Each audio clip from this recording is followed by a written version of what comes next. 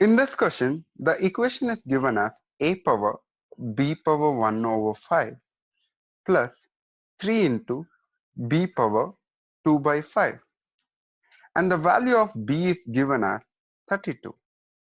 So in this case, what I should do is I just have to substitute the value of b, so which is 32 to the power of 1 over 5 plus 3 into 32 to the power of 2 over 5.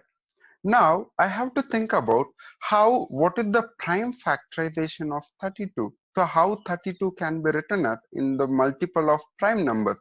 So that thing I can just divide with 2, so which will give me 16. Again I can divide with 2, so which will give me 8. Again I can divide with 2, so give me 4. Again with 2 will give me 2. So which is nothing but 32 can be written as 2 power 5. So I'm going to replace that here. So 2 power 5 to the power of 1 over 5 plus 3 into 2 power 5 to the power of 2 over 5.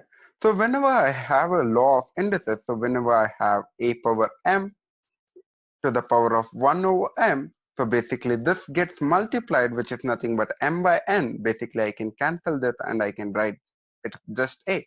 So Similarly, here I can cancel out this 5 and 5. I can just write 2 plus 3 times I can cancel out this 5 and this 5, and I can write down 2 square is nothing but 4.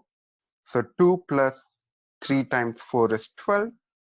So which is nothing but 2 plus 12 is 14. Option B is your answer.